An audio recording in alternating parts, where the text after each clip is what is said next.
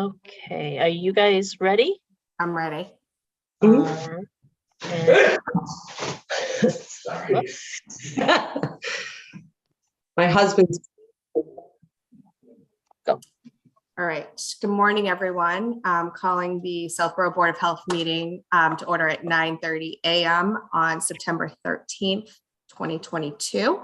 All board members are present. This is a remote only meeting, which we're streaming on YouTube, and it's also recorded for anybody who wants to watch it afterwards. So our first order of business is public comment, and I'll take any public comment not related to the agenda item, which is just one agenda item for today, which is on Ken's Foods noise study. So if anybody has any public comment, feel free to raise your hand. Okay, great. So we have one agenda item. This is a special meeting this morning to hear a presentation of the results of the modeling and the testing that was done at Ken's Foods, I believe the end of June, beginning of July.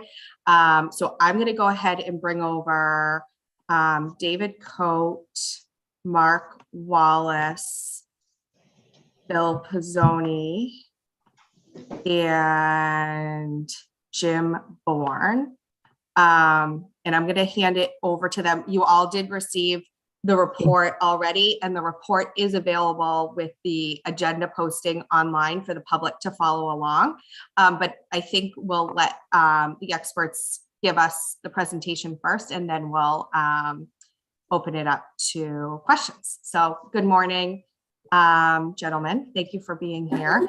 And I just wanted to give a brief introduction of the people on the screen for people who have not been following this process. So David Coate is the sound engineer for Ken's, and Mark Wallace is the sound engineer for the abutters, and they've been working together on testing and modeling. And then Bill Pizzoni is the attorney for Ken's, and Jim Bourne is the operations manager for Ken's. And Jim, you can correct me if I'm wrong there. So, okay, great. So with that, I'll hand it over to Bill. Yes. Can you hear me okay? Yes. All right, good. Well, first of all, I want to say that it was really a nice collaboration between the abutters, the experts, and Ken's. Everybody was helpful to one another. There were open questions. Everybody entered it with an open mind to try to find the most efficient, reasonable, and result in something that could be built, because we have other constraints in the area as to what can be built. We're hoping today that we can discuss those findings, answer any questions you have, or anybody from any other board if they've submitted them to you, or any of the abutters, and kind of work through those questions and possibly arrive at a resolution where we can maybe get a consensus on which direction to move in, so that we can then leave this meeting and move towards design of a wall to bring to the planning board. If we can't, then hopefully we can do it at your next meeting. I just want to point out that, as we started with this shorter wall in the middle of the parking lot that Ken's was proposing, because it was right on top of the refrigeration sound. The abutters had a longer wall along the perimeter because they were raising issues about some moving trucks and idling that may be occurring there. I think Ken's still believes that for the refrigeration noise, the wall in the middle is probably the best, but it's marginal. We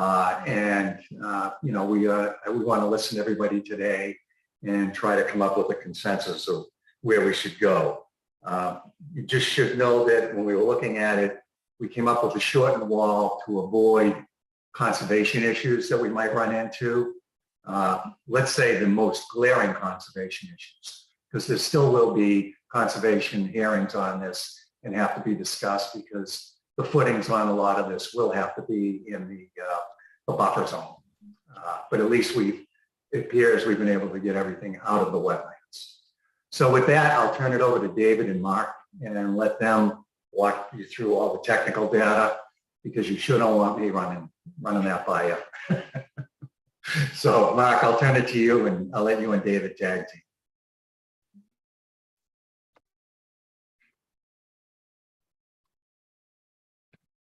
Good morning, Mark. Are you taking the lead here, or should I? Or I believe you should be. Yeah, I think you should be taking the lead. I'll right.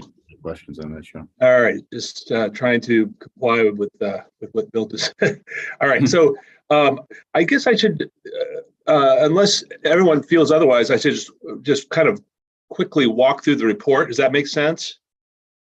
Now, do I have the capability of sharing screen here? I guess I do. Yes.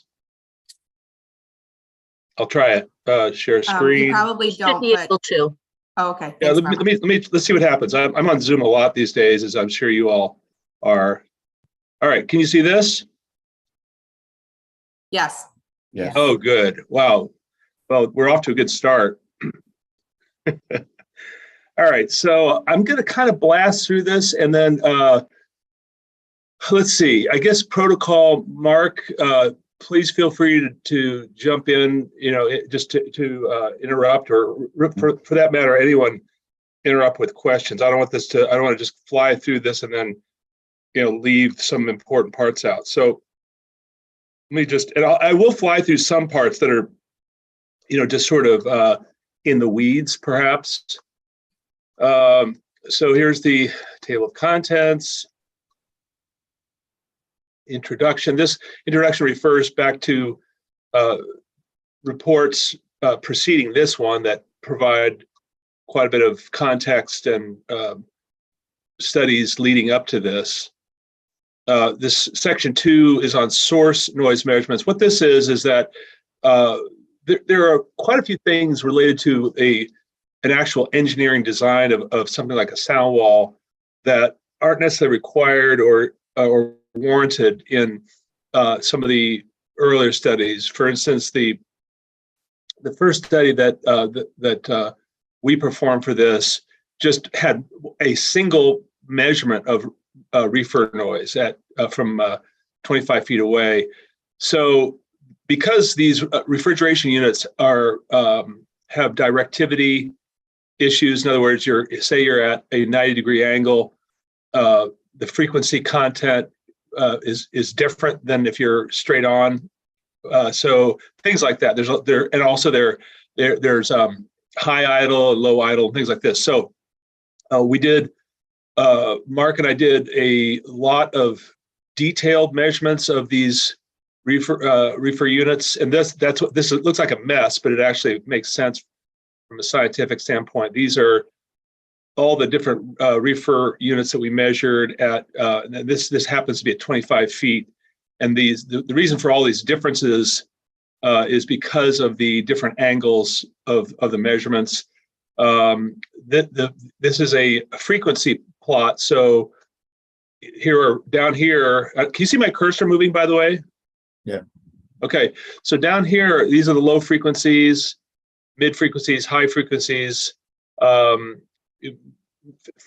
Frequency meaning pitch or tone, and this stuff down here, this low frequency sound, is what the neighbors are complaining about primarily. So, and you can see there's some differences in these frequencies just due to what high idle, low idle, et cetera, et cetera. And then here's the same thing at 50 feet. I won't get into the details. There are reasons to measure at different distances. And then this graph is a comparison of the original single test that I performed quite some time ago, compared to the average of all the data we just saw. And as you can see, this is now in octave frequency bands. And as you can see, they're quite similar, which is kind of convenient, I guess. So it just shows that the original study is pretty good. The next section is on idling truck noise, and we wanted to determine, okay, what are the dominant causes of low frequency sound and what the neighbors are hearing, and not just go off of anecdotal information, but actually test it. So what this is a comparison of all refrigeration units versus idling trucks. We did a test of idling trucks at different angles and such.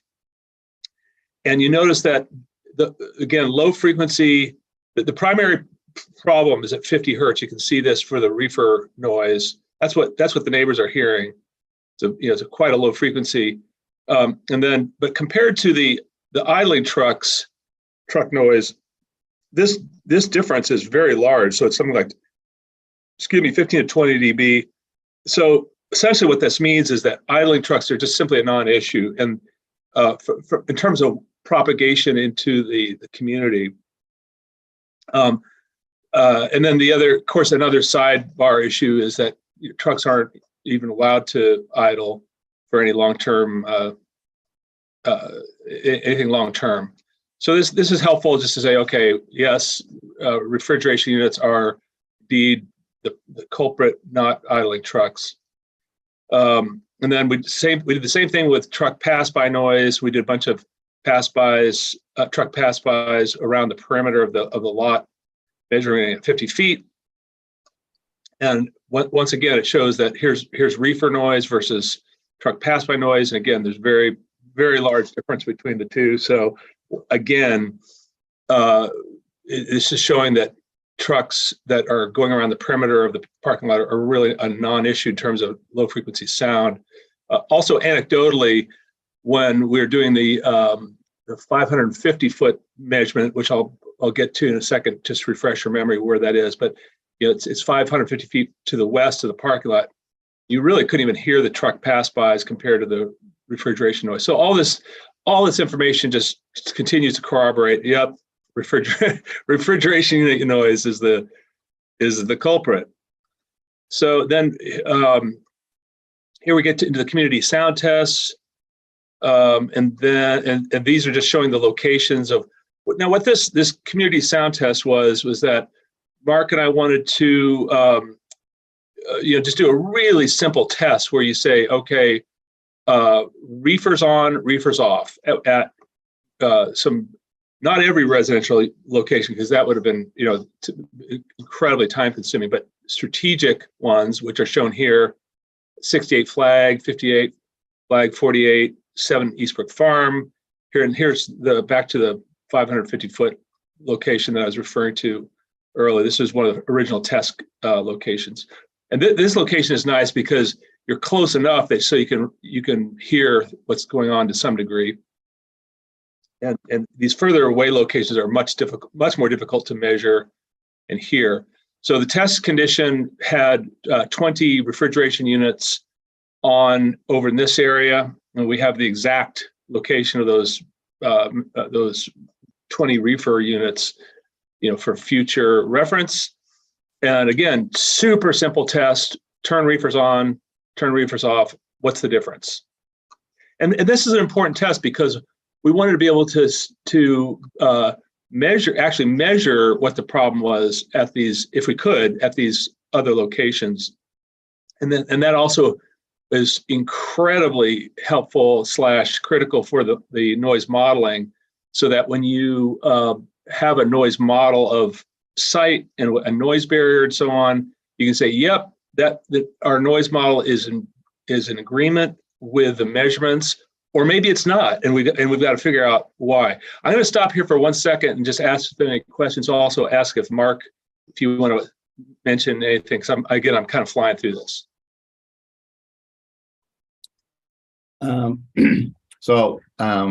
Just I wanted to add to what David was talking about here. So,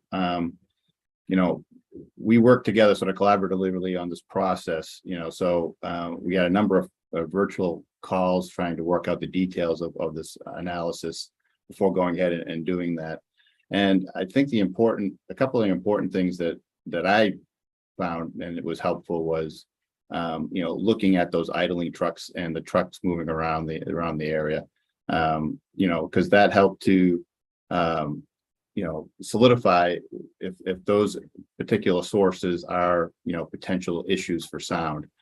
So it was sort of a nice way of, for this particular site, knowing whether those particular types of trucks are causing any particular, frequency noise, which, as David pointed out in his graphs, the reefer trucks are the dominant noise in that low frequency sound. And that low frequency sound is really, can be very troubling if you don't, because it travels the furthest. And, as David talks about the sound barrier wall design later on, that's sort of the focus of the design of the wall, is making sure that we can really knock down that low frequency sound. Gotcha. Thank you, Mark. Any other questions, or should I just move on? That looks like Actually, can you go back to that graph again with that compared the idling sound? So I guess and it's when you look at, actually you can do the first one, that both, I guess this one was fairly self-explanatory, I think, when we saw the low frequency noise and the idling trucks being less of an issue. But in the second one, if you can go to the second one again, and maybe this is just the rigors of, but if you could see that there's a Y, on the left-hand side of the graph, it does seem like the truck pass-bys have a fair amount of noise sound level there. And I'm just curious about that. And then you see, that is that a problem or not? It's good observation. By the way, I realize that these frequency graphs are not, something that you normally would see except in a report like this. Right. So it's a very good observation. There is some low frequency content in the truck pass by, but this is a very large difference between these two, and of course this peak here is just tremendous. So one way to look at this is that, see, if you look at this y value here, 80 and then 70, see where my cursor is? Can you see that? Yeah. So that's the 10 decibel difference. Now 10 decibels is perceived as doubling in terms of loudness. Okay. So the difference between here and here is just massive, and really same thing here and here. So it just gets down to relative, what's the relative comparison. So and again, anecdotally, if you're standing at that 550-foot position that I was just showing on the map, you really can't even hear the trucks going by. Okay. Compared to the reefer noise. So that I guess one note about acoustics and environmental noise and this kind of stuff is that some of those things, like what I just mentioned about the 10 decibel difference between 10 decibel difference being massive, it's not necessarily intuitively obvious if you're looking at a graph, and you have to actually you have to hear it and go, oh wow, yeah, that's a wow, you can hardly hear this pass by noise. So all right, did I answer that question? Yeah. Any others before we move on? Okay. All right, so we're getting into the results now of the measurements for all these locations that we measured. So here's 7 Eastbrook Road, reefers on, reefers off, and voila, there you see this 50 hertz peak from this. And so we know, in fact, this is solely due to the reefers. And I think Mark and I, this is a little bit geeky, but Mark and I were probably, ecstatic at this point in the measurements, because, we're saying, you can actually measure this, yay, after all this. Because it would have been, it would have made our job a lot more difficult if say if this peak were way down here or something like that. It would just make our job much more difficult. So this is great information.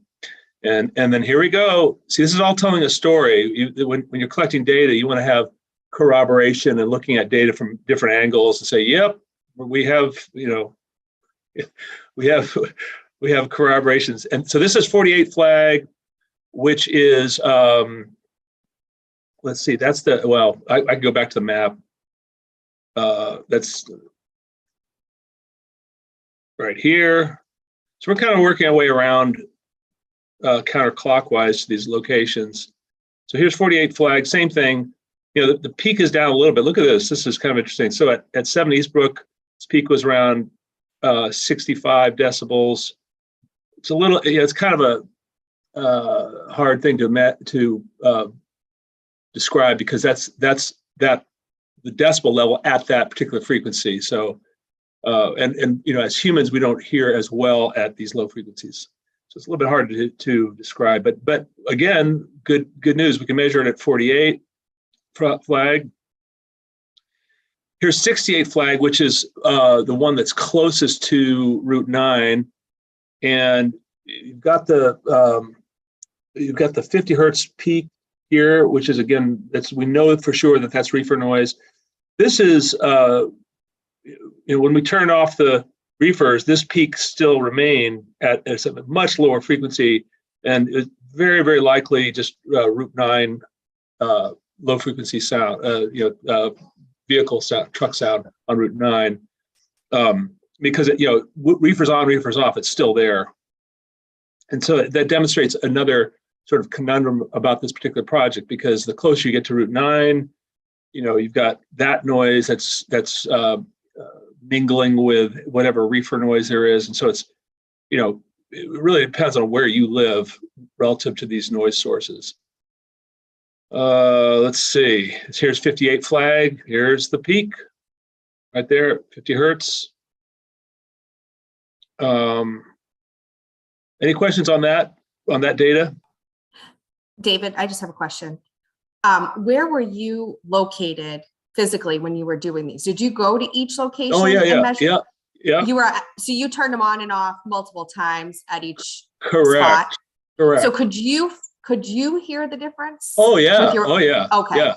Okay. Yeah. No, but it's a great question, because there some of these measurements in the past and for this particular project were done with automated equipment, and that type of an approach is it's very helpful, because if you're wanting to collect data over long time periods. But this sort of thing, where you really want to be on site, so you can hear, like when they turn them off, you go, oh, yeah, there it goes. You hear it go away. So you've got you've got your senses agreeing with it, and you can see it on the meter. Okay. Of course, super helpful to have Mark and I both standing there, because we could then say, yep, Right. Okay. Thank you. Mark, did you want to add anything to that, or otherwise I'll move on to CADNA? No, other than I just wanted to say that I had my own instrumentation at the same time. So we collected the same information, and David and I would sort of cross-check and say, did you get that same kind of data that, on the screen, sort of thing? And then later on, we shared our own information, virtually and internally, to make sure that, we were getting the same type of information. Yeah, it's a great point, because there's also things that can happen where the further away you get, the more difficult it is to measure this sort of thing, and also other things can interfere. So say, an airplane goes over, you go, okay, stop, we're not going to take this one. Right. Anyway, the point being is that there are multiple reasons that it was good to have two sets of measurements and two people. All right, so let's move on to CADNA now. So the first step of CADNA is, it says in the text box here, computer aided noise abatement. Computer aided noise abatement. It's really the de facto environmental noise software program. There's several of them out there, but this is very well known and corroborated. Anyway, CADNA, we've gotten into CADNA, discussion of CADNA on past meetings and such, but it's essentially a very sophisticated and accurate program where you can model essentially any outdoor site and outdoor noise sources, and you model terrain, the 3D aspects of terrain, and the directivity of sound sources, and all, and really anything you want, you can model in it. Now, one step that is important, that I think in most cases, especially a case like this, you want to do is to say, okay, well, great, it's a model, but how well does that model perform compared to reality, right? So what this table shows basically we took the measurements that I just showed a minute ago at each site and compared those to what CADNA would say the noise level would be at that site. Super important because, like, say it's way off, say CADNA is coming up with a very different answer. Well, then, you've got to figure out, well, why is that, and correct it in the model or whatnot, or maybe the measurements. Sometimes the measurements could be awry in some way. Anyway, this shows that this is again on a frequency basis, shows that the two are in very close agreement. This is modeled minus measured. So the model's over predicting a smidgen. Notice at 63 hertz. By the way, this is a little confusing now because we're kind of toggling back and forth between 1/3 octave frequency bands and octave frequency bands. And the reason for that is that it's for a lot of these calculations, octave bands it's much more convenient. So the 50 hertz problematic reefer frequency is now really captured by this 63 hertz band. And so I know that's confusing, but the reason I mention that is that notice how that frequency is spot on.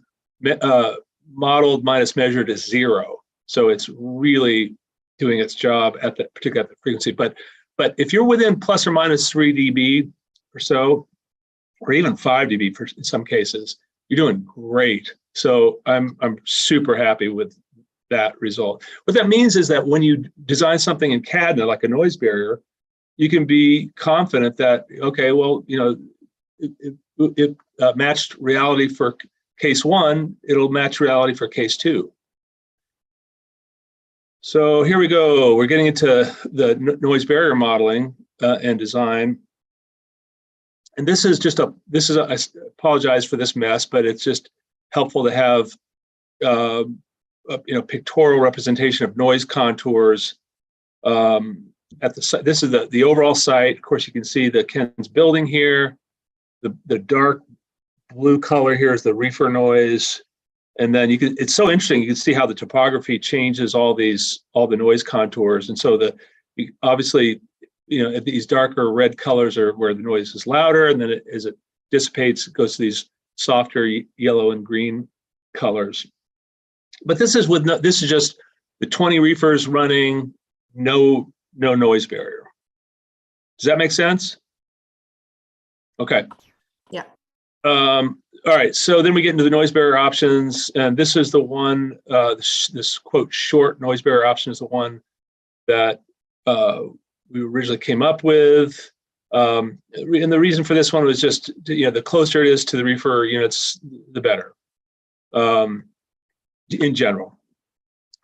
And so here's you can see with that CADNA run, here's that, that called, the parking within the parking lot, shorter barrier.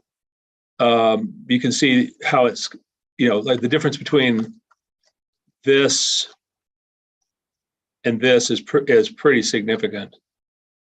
So we've got all these receiver locations, and by the way, we have more receiver locations in these figures than just the test locations. These are a lot of the other neighbors in this area. So that's a short one, and this is a little bit hard to see, but you can see the southern end of that sound wall, northern end. Just sort of graphically. This is a screenshot right out of CADNA. This is here we're getting into the quote long noise barrier option. This is the one that Tech originally modeled, and here's the result, the noise contour result. Again, good results. Diminishment of reduction of sound in the community. And by the way, the short and long have pretty similar acoustic performance in terms of reduction at low frequencies and on an A-weighted basis. A-weighting, again, just as a reminder, is just the overall. If you're gonna have a single number of decibels, you have to weight it somehow. And so A-weighting is it's an interesting and necessary metric to be used here, but really the goal here is to get specifically some significant noise reduction at 63 hertz or 50 hertz to be more precise. So anyway, that's the long wall. Here's a screenshot of that one. You can see here's a point of interest here, how it jogs around this storage area. And then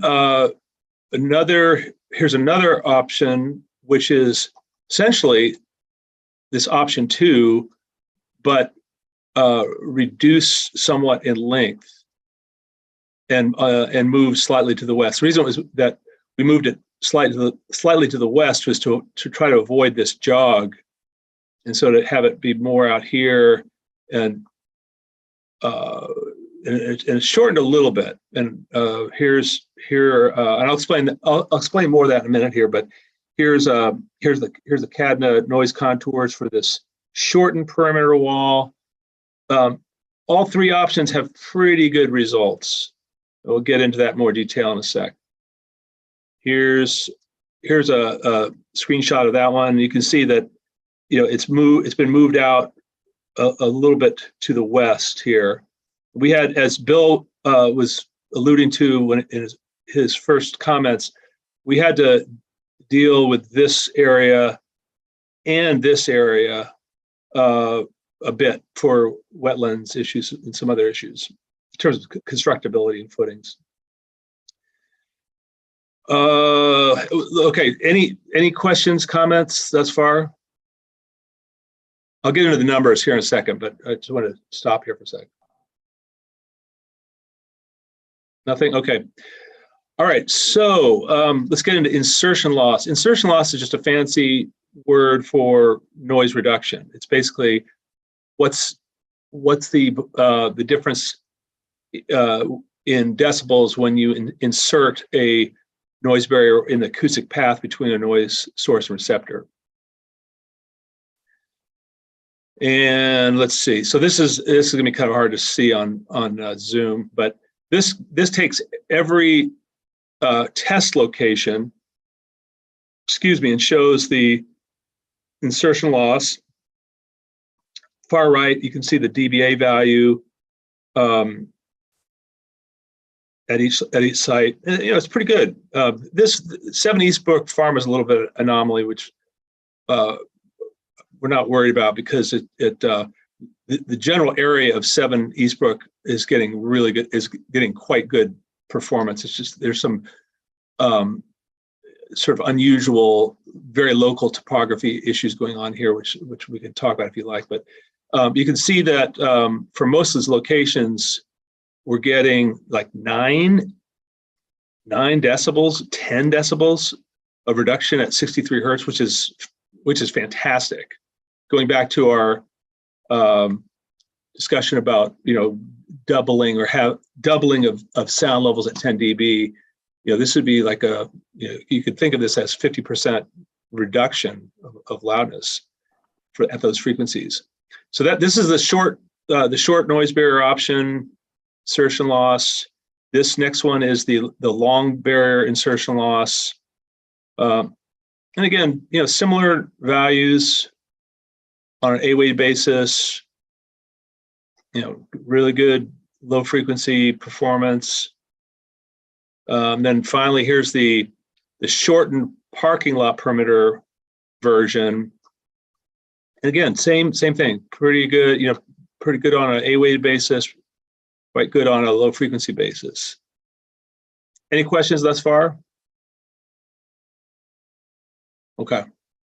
Now, this section on noise barrier design evaluation criteria is, the way to think about this is, or a way to think about this is that, when you see highway noise barriers, you see these all over the place, the decision-making process that goes into those is multifaceted. In other words, you don't picture, like, say on a highway, say there's one house needing sound reduction, and then you build a 2-mile long noise barrier.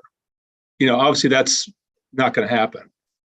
But because of the expense of that for one house, you'd come up with some other technique, right, for that scenario. So when dealing with noise barriers, you're faced with two main factors. One is what we were just talking about in terms of insertion loss. What's the performance? What's the acoustic performance? And that really falls into the category of feasibility. So most state departments of transportation define feasibility as obtaining at least a 5 dBA or decibel insertion loss.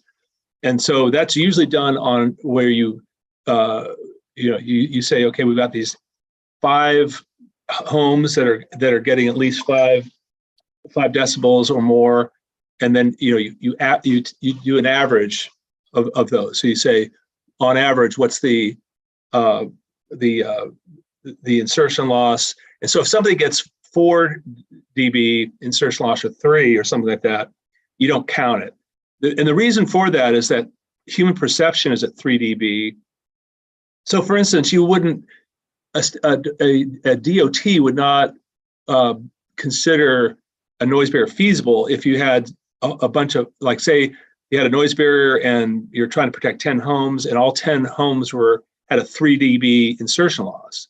Why? Because you spent all this money on the barrier and have people say, I'm not sure if I hear a difference, right? So that's why that number of 5 dB is important. And then the second piece of this is reasonability.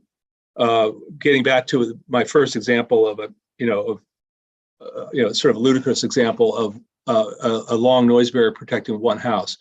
So most DOTs define reasonability on the basis of cost per protected receiver. Now, of course, this project does not fall within the jurisdiction of a DOT. Nevertheless, the principles are still, they ought to inform a project like this in terms of decision making to some degree. And so, just by way of example, I had way too much coffee this morning. Mass DOT defines reasonableness as the cost per receiver divided by insertion loss of being $8,400 or less. And that insertion loss is counted if a receiver has at least 5 dB or more insertion loss. So here are the 3 options that are in this report, analyzed according to those criteria. Here's the physical dimensions of the 3 options, and then here's the breakdown of feasibility and reasonability for the 3 options. So the short barrier, which is the one in the middle of the parking lot, has this cost per insertion loss per unit of 5,785, which is arguably you'd say this would be the biggest bang for the buck. This design here. Here's this middle one is the long parking lot perimeter one, with that same calculation at 10,467, which is exceeds Mass DOT criteria. And then finally, here's this call it like a hybrid version of the perimeter wall shortened to bring down the cost, and it comes in at 7,676, which is acceptable in terms of Mass DOT criteria. Now, again, this doesn't really fall within Mass DOT's purview, but it's really helpful to kind of say, okay, how do these walls perform, and how reasonable, how feasible they are. One thing to keep in mind is that this is all showing that there's all of these walls are doing something, right? All of them are helping helping with the situation. It really comes down to what's the best choice in terms of these other factors. All right. I don't know if I should get into this surface mass density stuff because it's more in the weeds for noise barrier design, but maybe I'll stop there and ask if Mark, if you want to add anything or if there are other questions. Yeah, so I just wanted to let the board know that Tech Environmental also did our own modeling analysis, so we worked with David on this. So we had our own acoustic model and we verified, a lot of the similar results to what David got in his modeling analysis of the three sound walls. David, if you could just scroll up a little bit to the table that you were just showing there. Yeah, so I think what's important here is that, we had 12 receptor locations in total in both models. And it shows here that the long barrier and the long shortened barrier both get 11 of the 12 have protection, 5 decibels or greater. And so, so the cost comparison here, looking at that, shows you that working with that sort of compromised long shortened wall gets you down below that, but you're still getting the same number of receivers being protected as the long wall. Right. Yep. And again, like going back to like Mass DOT, just using an example of their Type 2 noise barrier program, which is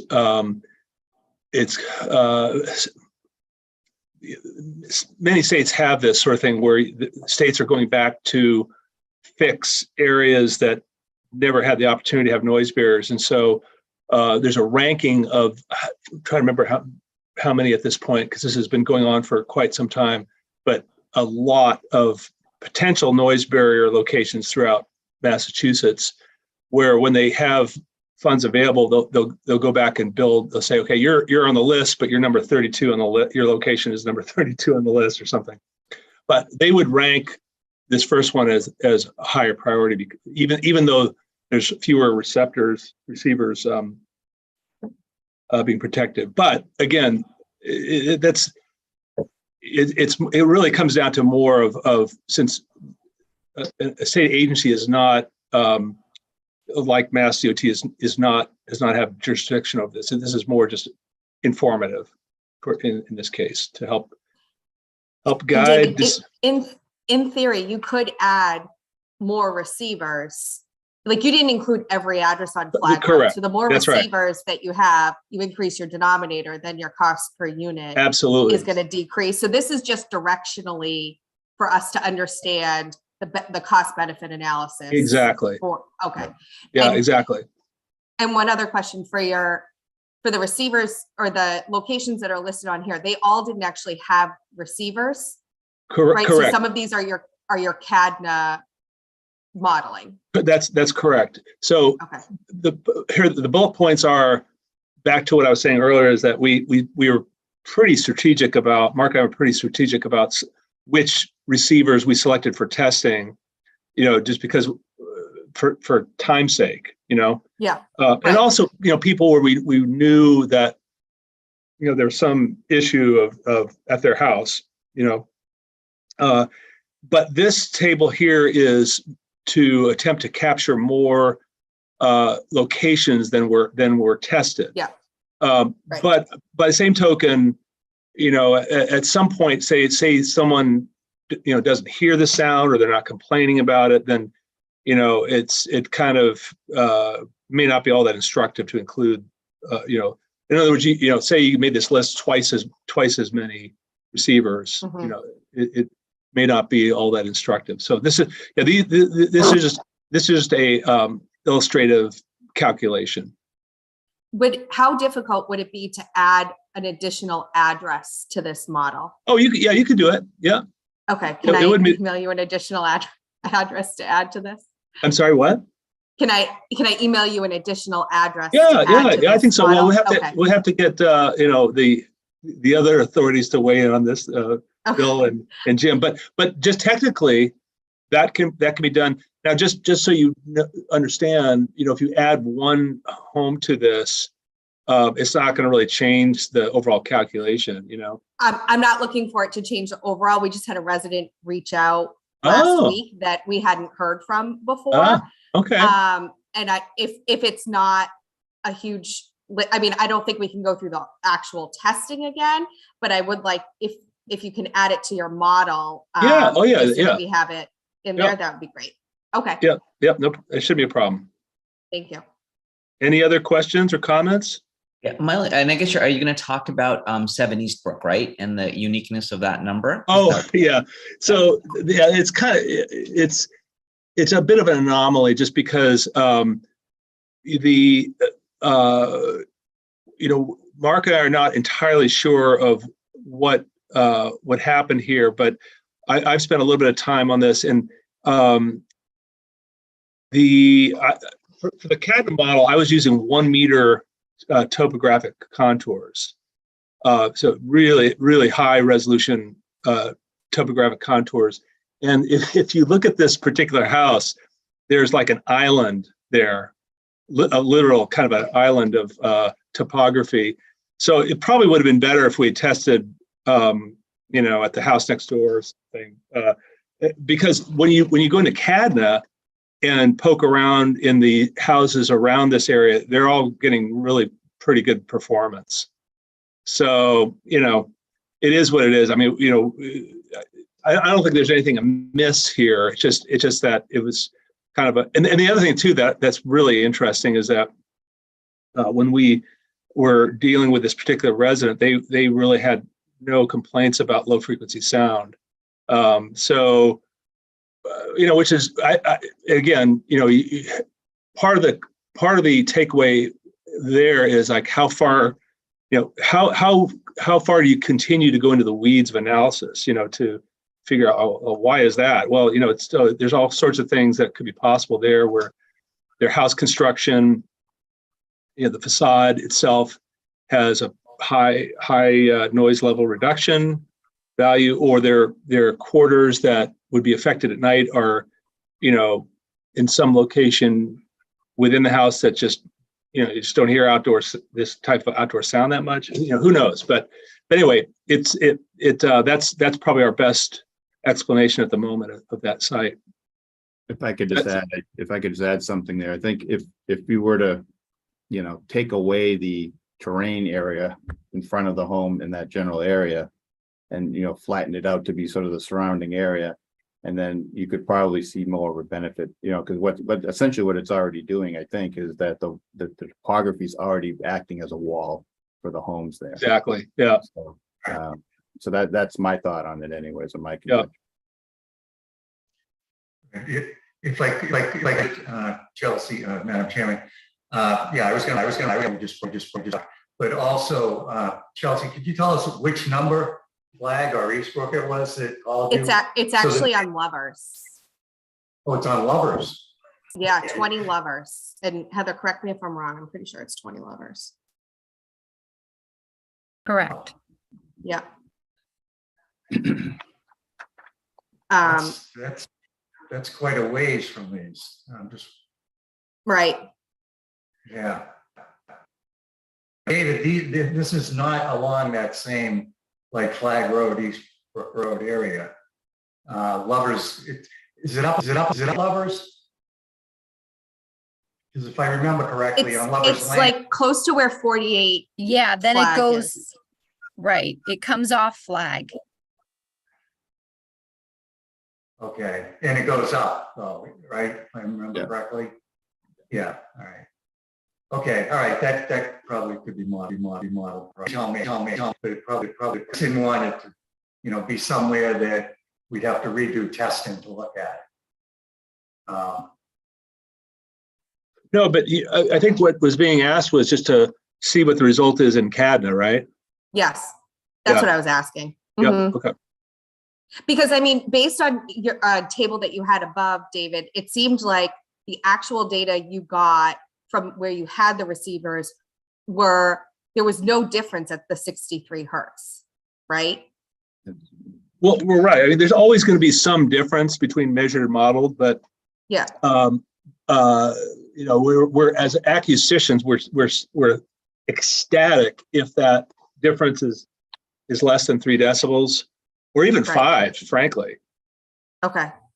So I think direction, if we could just, I'm not asking us to redo the testing, but I think if you can easily add it into the CADNA model to carry it through, I think that would be helpful and what I'm asking. Okay, Can I interrupt for a minute? sure. Sure. I just feel like this has been going on for a really long time. And these people coming in now that want to include their houses in it, I'd really like to see this wrapped up. Like, I don't want to be at the next meeting and then another house on some, like if they haven't had a problem, like, I don't really understand why they're just speaking up now. No respect to any of the town residents, but we need to wrap this up. And now we're getting people from all different streets. I mean, I think Ken's has gone above and beyond with this. So no disrespect. It's my last year on the board, so whoever I'm angering that lives on Lover's Lane, I really don't care, but we need to wrap this up. This is ridiculous. All right, that's the end of it for me. Thanks, Nancy. Madam Chair, if I could pipe in again real quickly. Sure. David, wouldn't the results in Mark be similar if the house is behind 48 flag be even better?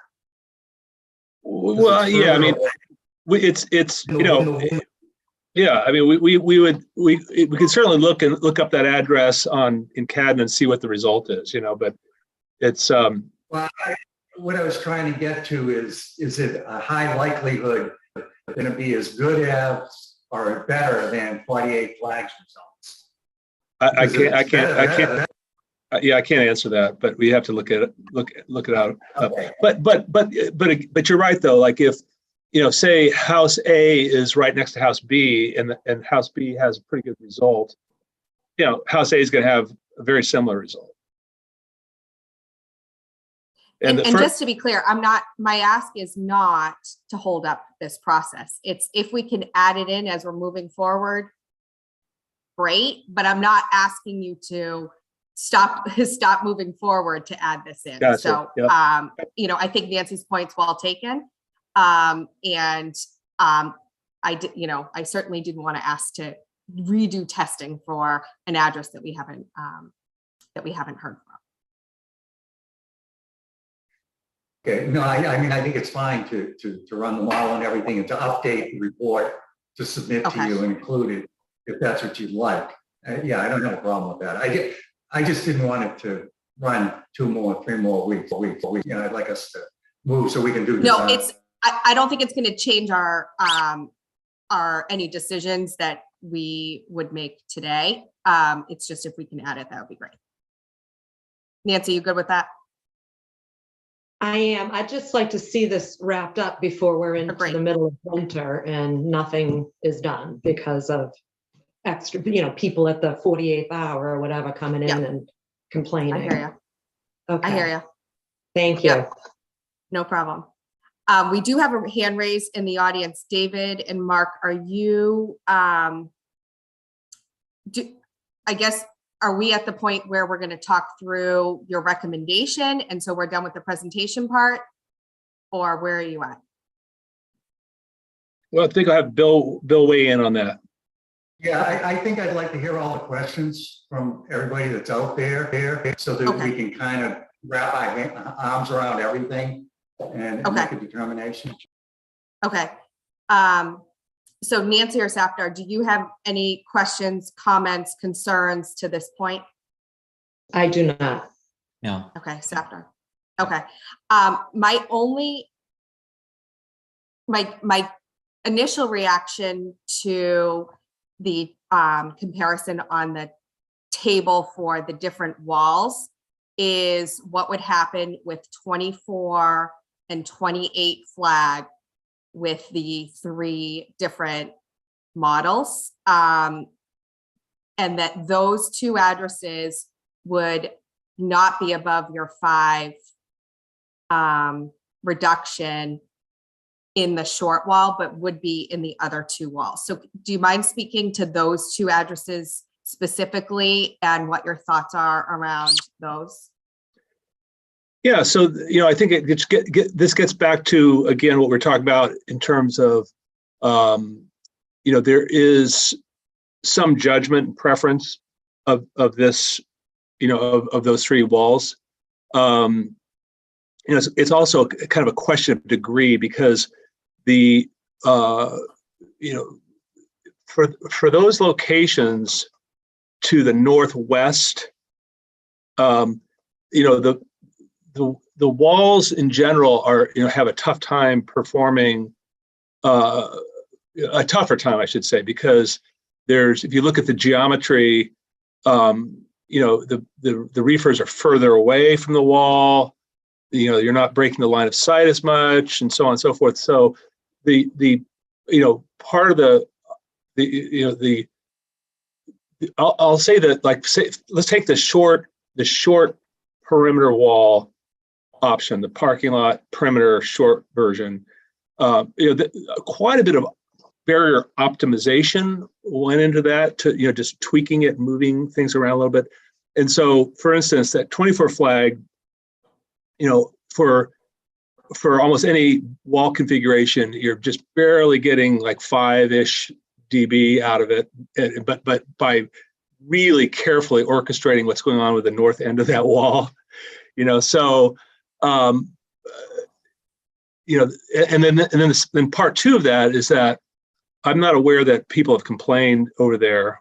Maybe they have in the past, I don't know, but so it's a question of like how many hoops you want to jump through, to address, given those challenges on that part of the wall. But again, the good news is that all three of these walls look good, so Mhm. it does. I think there's going to be some preference and judgment involved in making a decision on this.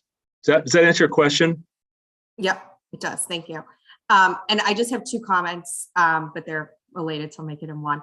I think whatever is decided, we just need to make sure that we work with Concom on any conservation, wetland issues, and also drainage, stormwater, and making sure that we follow through with that. So that's just a general comment that I just wanted to make.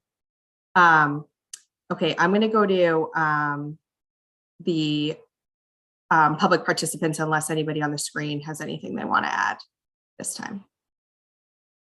Okay. So Mimi, I'm going to bring you over.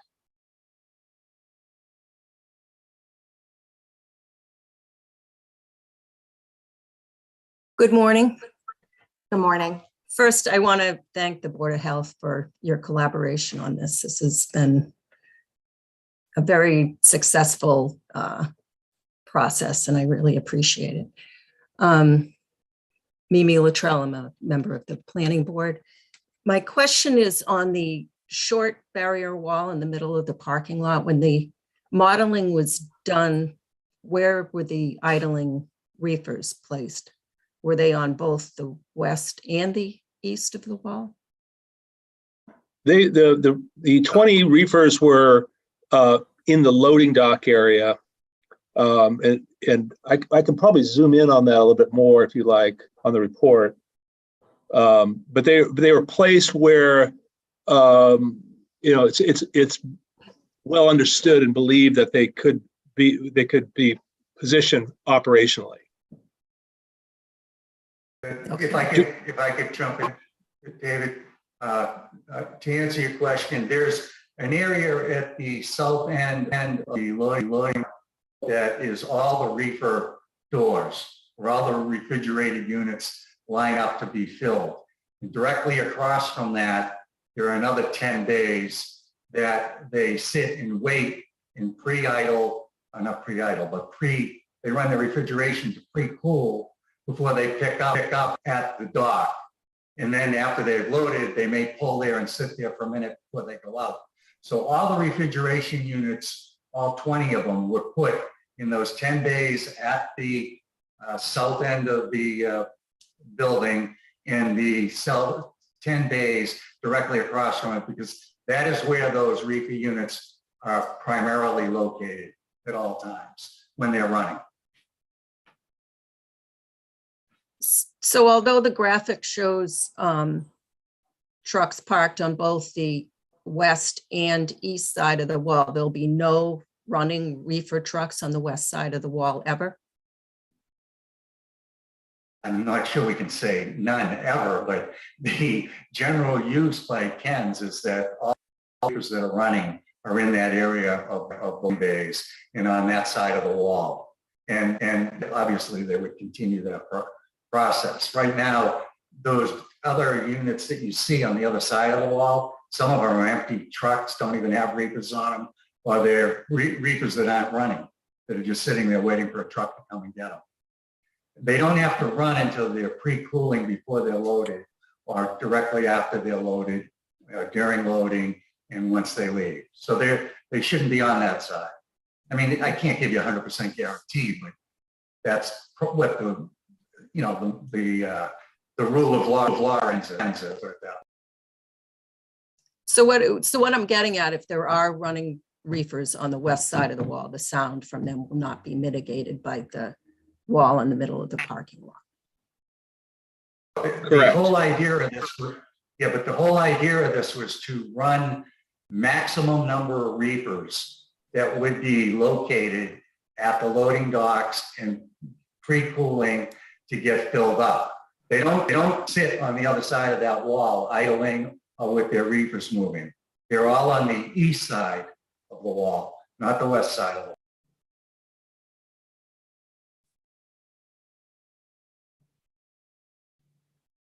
Okay, so there will never be any running reefers on the west side of the wall.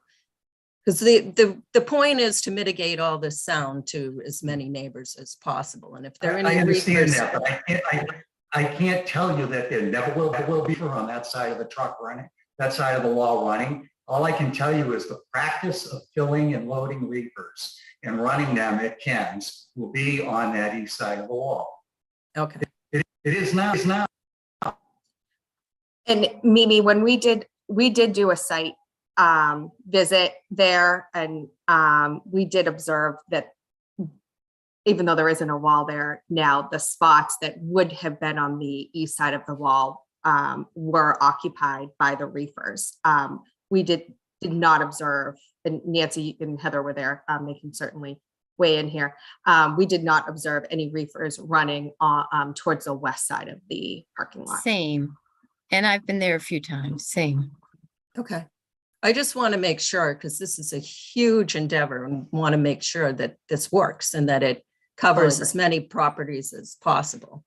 And Totally it would make no sense to do a wall in the middle of the parking lot and then have noise coming from the other side of the wall. Right. We totally agree. Okay, thank you very much. Thanks, Mimi. Okay.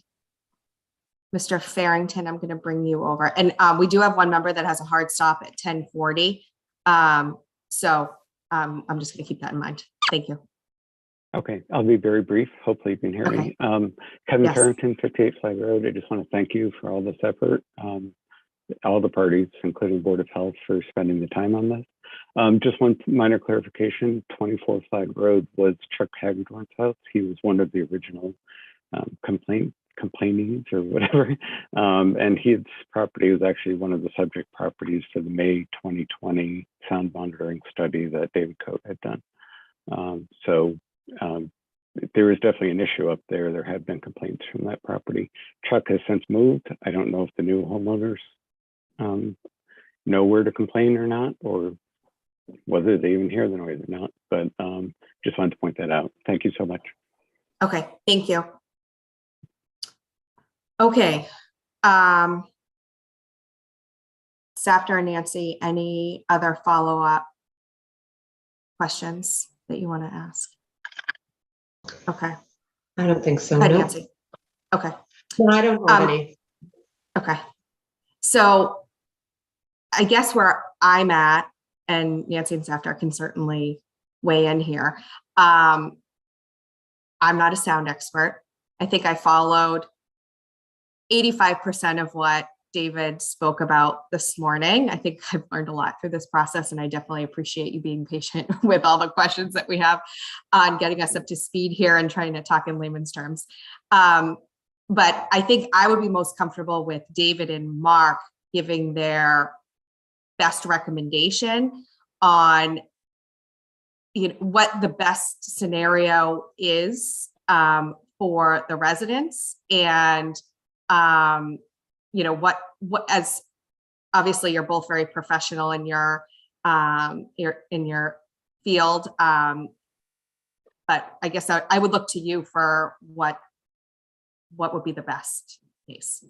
If I could, Madam Go ahead, Chair, Dick, go. because I showed on time. I had discussed this with Ken's previously, and Okay. We feel, based on the numbers, that they would be willing to do the shortened outside wall because, number one, it does get a little bit better DBA result for a couple of those homes. It's within the cost parameters of what DOT would require. And it all lays, we used to have a lot of comments about moving trucks or idling trucks on the lot. Although you can't really hear them, you may hear an errant one. So if we had that shortened sound wall, that would buffer that as well. So Ken's would be willing to do that shortened wall, even though it's more expensive. And it just needs to subject to discussions with conservation. When we looked at it and we did the angles and changed some of it, we tried to lay it up outside of wetlands, but it's still in buffer areas. So we're going to have to deal with them.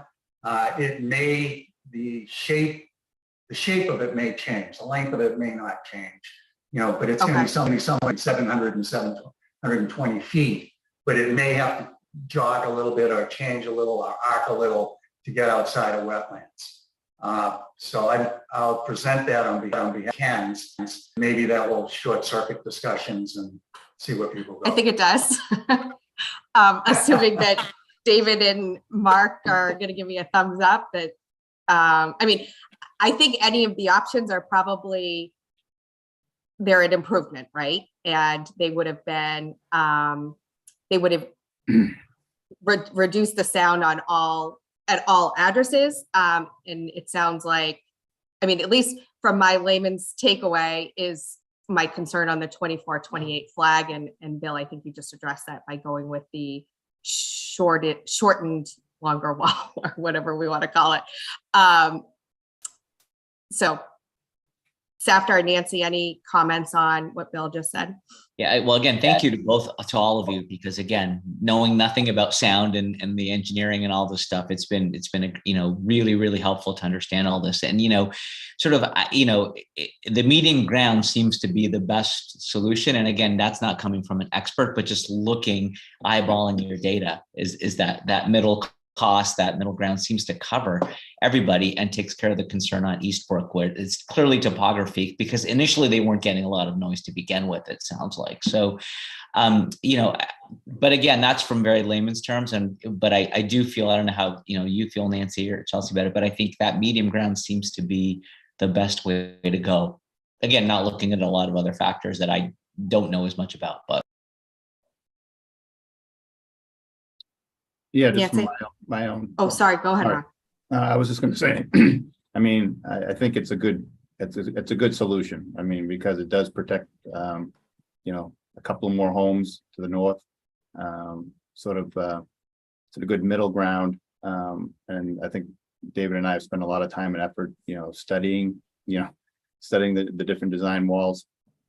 And as Bill mentioned, there may be some tweaks to it going forward, but the good thing is we have a model built already, so that when they do make those tweaks, we can make sure that we're still getting what we need for protecting a number of homes that we're looking for.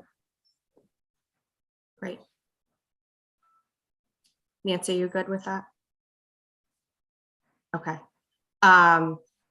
Thank you all. I think this was a great collaboration between all parties, and I really appreciate everyone's professionalism and willingness to work together. I truly do. I made it enjoyable to learn about something new for me too.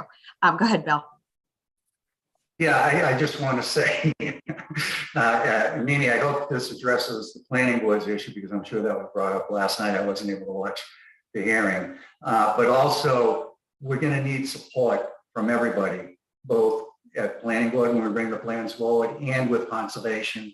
We'll probably bring both plans to both boards at the same time for efficiency and to try to move this along so we can get something started late fall or early winter to be built. So I appreciate everybody's time. Ken's appreciates everybody's time and effort. We still aren't there yet. So I'd like to reinforce that we need support from everybody. Agreed. So I'm going to make a motion that the Southborough Board of Health adopt the recommendation from David Coate and Mark Wallace to approve moving forward with the shorter or longer wall as presented. You're on mute, Nancy. I second the motion and vote aye, Sacco. And I vote aye, Medina. And Malinowski's aye. Can I just ask that we update the report to include the recommendation? And that way we have it all in one place.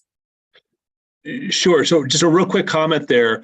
The way the report is laid out now was just to say, hey, we're the messengers, not necessarily the decision makers, because those three options are all viable, so we can definitely, put that conclusion in the report, but it'll probably say something like, others decided, I mean, because it's a good decision, but it's there Ken's is, going above and beyond here, with this, right? So that's their being a good neighbor. And so does that make sense? That's fine. Yeah, I think I just want the end result to be in understood. the report. So that's fine. Yes, I understood. And thank you to Ken's for making the decision easier from our perspective. Thank you. If you can pass that along. Thanks for your assistance. We appreciate it, and we'll keep you apprised as we move forward. Okay, and I don't know what you're going to need from the Board of Health perspective, but just, keep us in the loop if you need anything else further from us. I think maybe you may want to put I'll send one. Presentation. That the shorter, longer wall is the option that we want. There may have to be tweaks. Can we call it the short perimeter wall, please? Short perimeter wall. Okay, that's fair. Thank you, David. All right, I'm going to skip public comment because we're short on time. But anybody have anything else on related to this topic? Okay, thank you, everyone. I move that Southborough Board of Health adjourn at 10:42 a.m. I guess second the motion and vote aye. I'm not sure if Nancy's here, but I second. Yeah, I think we lost her. Okay, and Malinowski's aye. Thanks, everyone. Have a great day.